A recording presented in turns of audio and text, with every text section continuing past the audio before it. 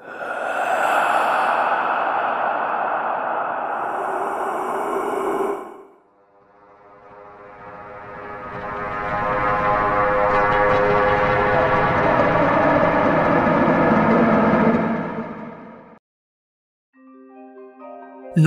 বন্ধুরা, আমি অঙ্কুশ। আপনারা শুনছেন আমার ইউটিউব চ্যানেল হান্টিং নাইটমেয়ার। আজ শুনছেন 2018 সালে মুক্তিপ্রাপ্ত এ কোয়াইট প্লেস মুভির ভয়ঙ্কর কাহিনীটি। চলুন তাহলে এবার কাহিনীতে ফেরা যাক। সালটা ছিল 2020। পৃথিবীর বুকে একটা ভয়ঙ্কর প্রলয় শুরু হয়েছে। সমস্ত মানবজাতি প্রায় ধ্বংসের মুখে। এর মূল কারণ হলো পৃথিবীতে এলিয়েন বা অদ্ভুত প্রজাতির প্রাণীর আগমন। এই কাহিনীতে এলিয়েন সম্পর্কে বিশেষ কিছু উল্লেখ নেই, তবে কিছু জিনিস মনোযোগ সহকারে দেখার পর আমি তোমাদেরকে এর কিছু বিবরণ দিতে পারি। সর্বপ্রথম এটা বোঝা যায় এই প্রজাতির সমস্ত এলিয়েন অন্ধ, কিন্তু এদের শব্দ শোনার ক্ষমতা খুবই প্রবল।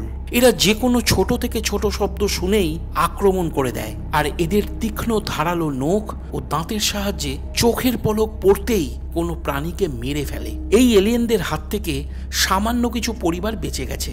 কাহিনীর প্রথম দৃশ্য 89 দিনের ঘটনাকে ব্যাখ্যা করে, যেখানে বেঁচে থাকা একটা পরিবারকে আমরা নির্জন শহরের মার্কেটে ঘুরে বেড়াতে দেখি।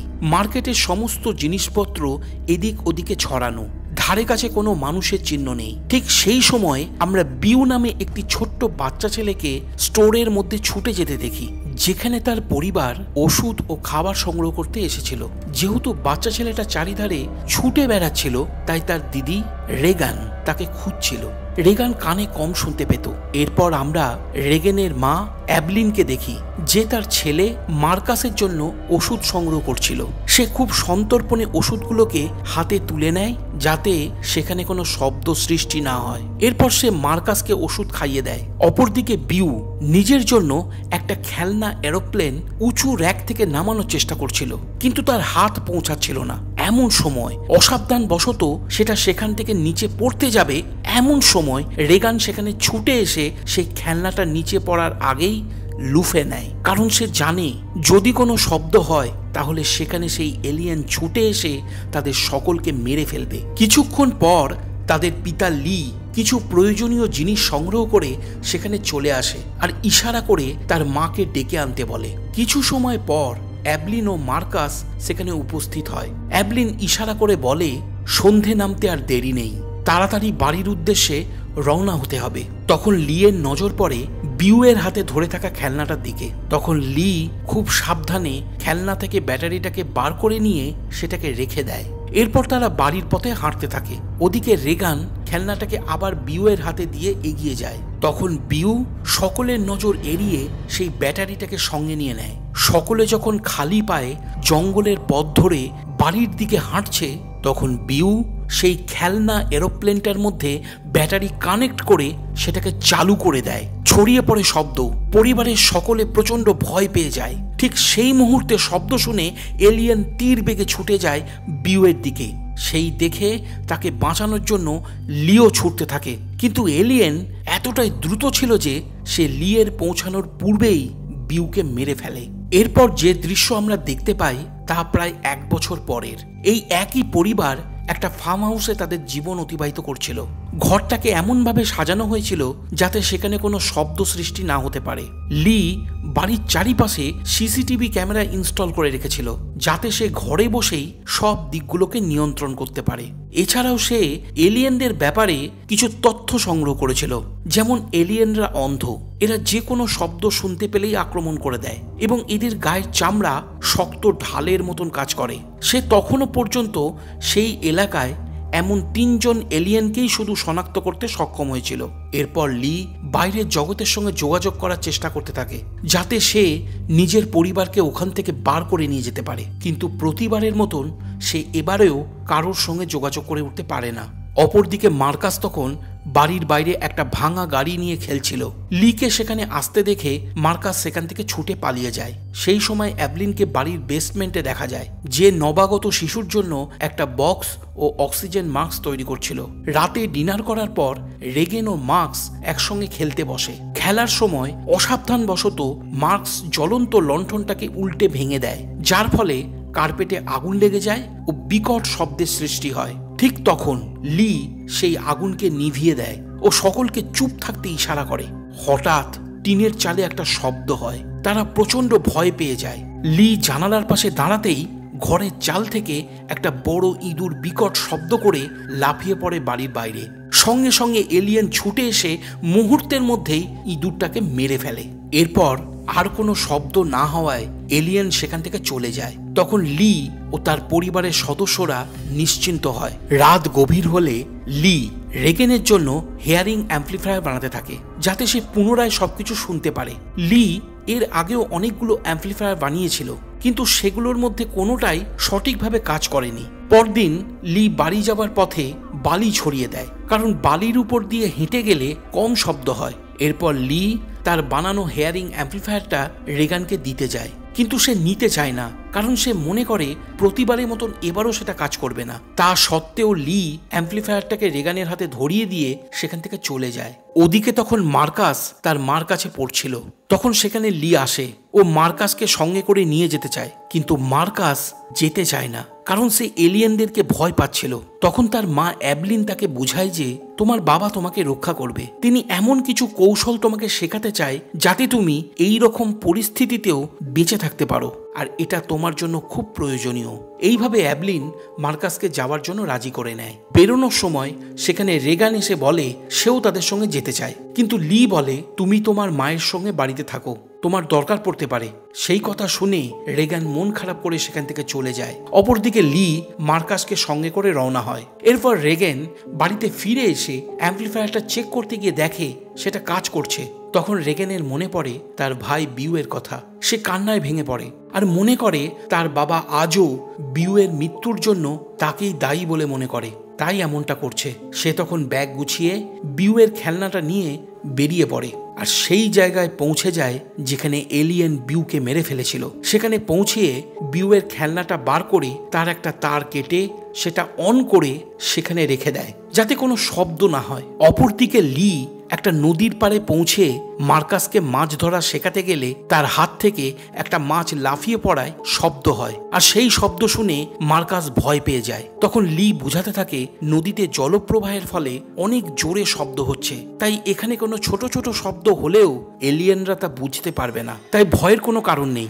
এরপর লি মার্কাসকে একটা ঝর্ণার পিছনে নিয়ে যায়, যেখানে লি চিৎকার করে ডেকে ওঠে আর প্রমাণ করে দেয় ঝর্ণার শব্দের জন্য এলিয়েন তাদের শব্দকে শুনতে পাচ্ছে না। এরপর তারা নিজেদের মধ্যে শব্দ করে কথা বলতে থাকে। মার্কাস পিতার কাছে জানতে চায় বিউয়ের মৃত্যুর জন্য সে কি রেগেনকে দায়ী করে।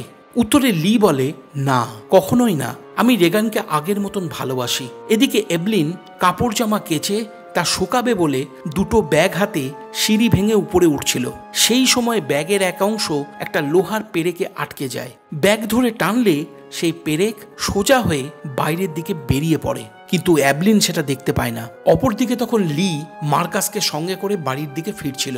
পথে তারা একজন বৃদ্ধ মানুষকে দাঁড়িয়ে থাকতে দেখে, যার পাশেই পড়েছিল উনার স্ত্রীর আধ খাওয়া মৃতদেহ।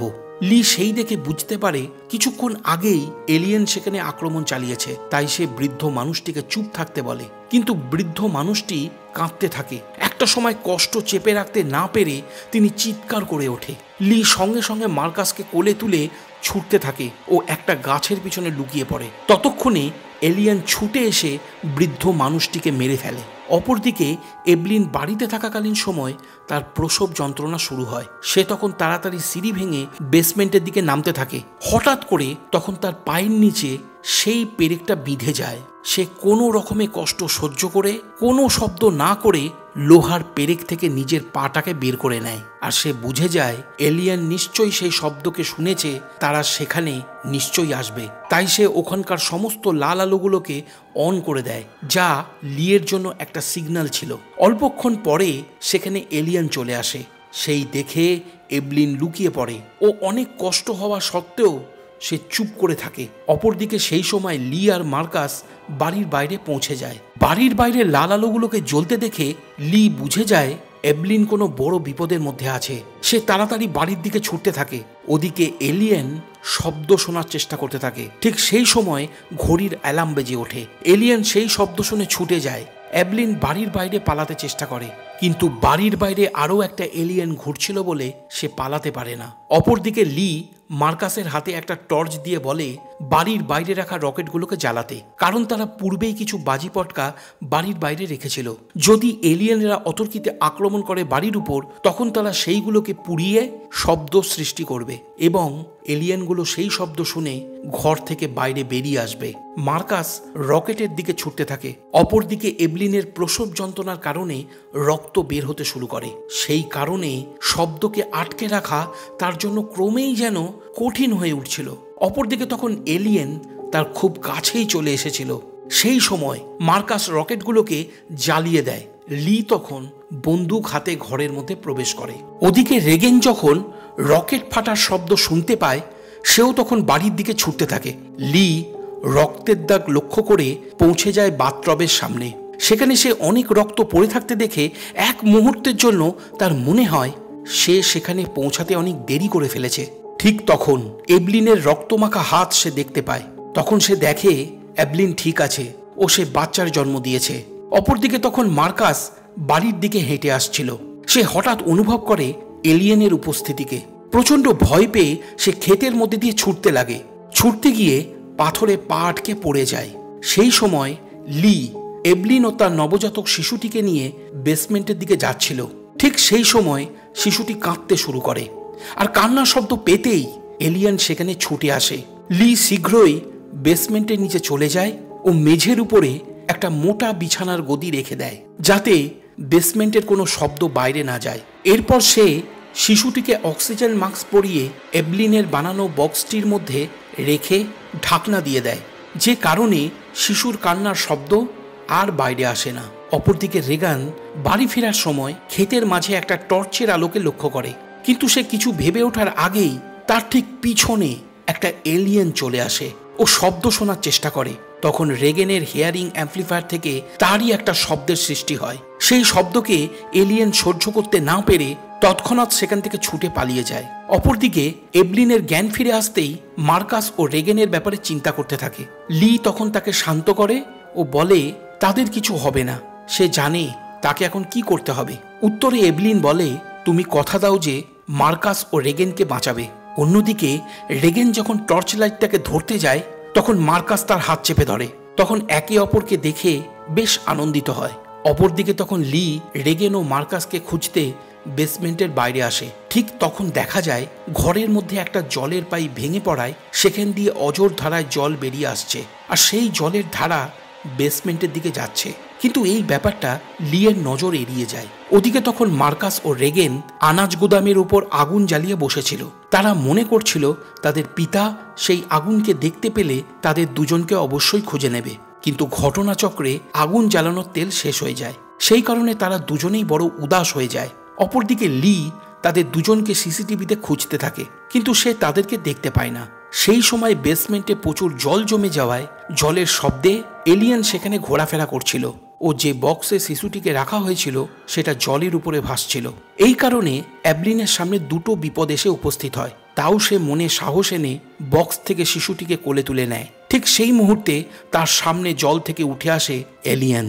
সেই দেখে এভলিন প্রচণ্ড ভয় পেয়ে যায়। সে তখন ধীরে ধীরে পিছিয়ে ভাঙা পাইপের যেখান দিয়ে জল পড়ছিল তার পিছনে লুকিয়ে পড়ে, যাতে বাচ্চা কাঁদলেও সেই শব্দ জল পড়া শব্দের সঙ্গে মিশে যায়। ওদিকে তখন লি তার ছেলে মেয়েকে খুঁজতে বেরিয়ে পড়ে। আনাজ গুদামের উপরে থাকাকালীন সময় রেগান মার্কাসকে বলে তাদের এখন সেখান থেকে চলে যাওয়া উচিত, কিন্তু মার্কাস যেতে বারণ করে, আর সে বলে তাদের পিতা নিশ্চয়ই তাদেরকে খুঁজতে আসবে। সেই মুহূর্তে অসাবধানবশত রেগেনের দিকে এগোতে গেলে আনাজ গুদামের দরজা খুলে যায় ও মার্কাস নিচে পড়ে যায়, আর সেই শব্দ এলিয়েনের কানে গিয়ে পৌঁছায়। এদিকে মার্কাস আনাজের মধ্যে পড়ে ক্রমেই নিচের দিকে ধসে যেতে থাকে। সেই সময় আনাজ গুদামের একটা দরজা ভেঙে পড়ে। অপরদিকে লি এলিয়েনকে ছুটে যেতে দেখে। ওদিকে মার্কাসকে বাঁচানোর জন্য রেগেনও নিচে ঝাঁপ দিয়ে দেয়, আর সে লোহার দরজার পাল্লাটাকে মার্কাসের দিকে করে দেয়। তখন মার্কাস সেই লোহার পাল্লার উপর চড়ে বসে নিজের প্রাণ বাঁচায়, কিন্তু রেগান নিজেই এবার আনাজের মধ্যে ধসে যেতে থাকে। তখন মার্কাস তাকে সাহায্য করে ও রেগানকে বাইরে বার করে আনে। ঠিক সেই মুহূর্তে এলিয়েন তাদের মাঝে ঝাঁপিয়ে পড়ে। সেই দেখে দুজনেই লোহার দরজার পাল্লাটাকে নিজের দিকে করে নেয়।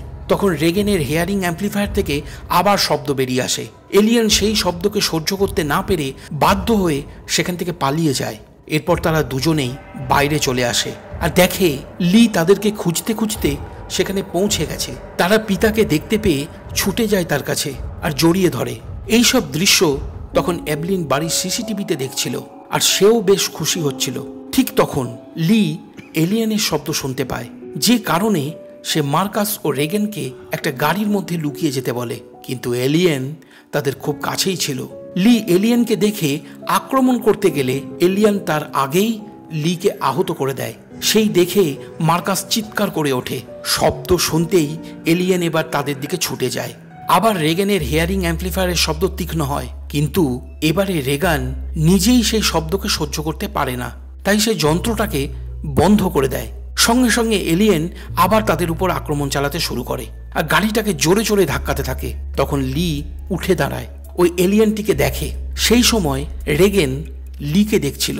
লি রেগেনকে ইশারাতে বলে, আমি তোমাদেরকে অনেক ভালোবাসি আর আমি তোমাদের কোনো ক্ষতি হতে দেব না। সেই দেখে রেগেন মৃদু হাসে। এরপর লি জোরে জোরে চিৎকার করতে থাকে আর এলিয়েনদেরকে নিজের দিকে আকর্ষিত করতে থাকে। তখন এলিয়েন ছুটে এলে লিকে আক্রমণ করে মেরে ফেলে। সেই দেখে রেগান হতবাক হয়ে যায়, কারণ তার আর কিছুই করার ছিল না। ওদিকে এভলিন এইসব দৃশ্য বাড়ির সিসিটিভিতে দেখতে পাচ্ছিল। এরপর রেগেন ও মার্কাস বাড়ির কাছে পৌঁছে যায়, যেখানে তার মা তাদের জন্য অপেক্ষা করছিল। হঠাৎ এলিয়েনের শব্দ শুনতে পেয়ে তারা বাড়ির বাইরে থাকাটা সুবিধার নয় ভেবে বেসমেন্টে চলে যায়, যেখানে এভলিন মার্কাসকে তার ছোট্ট ভাইয়ের সঙ্গে দেখা করায়। অপরদিকে তখন রেগেন বাবার কথা মনে করে দুঃখী হয় ও কান্নায় ভেঙে পড়ে, কারণ সে তখনও মনে করছিল বিউয়ের মৃত্যুর জন্য তার পিতা লি তাকেই দোষী বলে মনে করত, কিন্তু আসলে তেমনটা ছিল না। তখন এভলিন তার কাছে পৌঁছে তাকে শান্ত করার চেষ্টা করতে থাকে। হঠাৎ তখন টেবিলের উপরে রাখা ল্যাম্পটা কাঁপতে থাকে। কিছুক্ষণ পর এলিয়েন তাদের সামনে এসে পড়ে। তখন এভলিন তার বাচ্চাকে বাঁচানোর জন্য বন্দুক হাতে তুলে নেয়। অপরদিকে এলিয়েন শব্দ শোনার চেষ্টা করতে থাকে আর সে মনিটরের শব্দ শুনতে পেয়ে তৎক্ষণাৎ মনিটরগুলোকে ভেঙে ফেলে। এরপর রেগেনের দৃষ্টি পড়ে পিতা লিখে রাখা বোর্ডগুলোর দিকে, যেখানে লেখা ছিল এখনো এলিয়েনদের দুর্বল দিকগুলোকে চিহ্নিত করা যায়নি। ঠিক তখন রেগেনের মনে পড়ে যায় সেই হেয়ারিং অ্যাম্পলিফায়ারের কথাটা, যার শব্দ এলিয়েনরা সহ্য করতে পারে না। কথাটা মনে পড়তেই সে সেটা অন করে দেয়। অ্যাম্পলিফায়ারের শব্দ হতেই এলিয়েন অস্থির হয়ে ওঠে, কারণ সে ওই শব্দকে সহ্য করতে পারছিল না। এরপর রেগেন সেটাকে একটা মাইক্রোফোনের সামনে তুলে ধরে, যার ফলে সেই শব্দ আরও জোরে হতে থাকে। তখন এলিয়েন মাটিতে পড়ে যায়, কিন্তু কিছুক্ষণ পরে আবার সেই এলিয়েন আক্রমণ করতে আসে। তখন এভলিন তাকে গুলি করে হত্যা করে। এরপর তাদের নজর যায় সিসিটিভির উপর, যেখানে তারা দেখে আরও দুটো এলিয়েনকে ছুটে আসতে। রেগান মাইক্রোফোনের উপর হেয়ারিং অ্যাম্পলিফায়ারটাকে অ্যাটাচ করে তার ভলিউম বাড়িয়ে দেয়, কারণ তারা তখন এলিয়েনদের দুর্বলতাকে চিনে নিয়েছিল। এরপর এভলিন হেসে ওঠে ও হাতের বন্দুকটাকে লোড করে নেয়। এখানেই কাহিনী শেষ হয়ে যায়। তাহলে তোমাদের কেমন লাগলো এই মুভির কাহিনীটা তোমরা আমাকে কমেন্ট করে জানিও। যদি তোমাদের আরও কোনো প্রশ্ন থাকে আমাকে জানাতে পারো। ভিডিওটা যদি পছন্দ হয়ে থাকে তাহলে লাইক ও কমেন্ট করে দিও। যদি আমার চ্যানেলে নতুন হয়ে থাকো তাহলে অবশ্যই চ্যানেলটা সাবস্ক্রাইব করে নিও। তাহলে আবার দেখা হচ্ছে আগামী ভিডিওতে। ততক্ষণের জন্য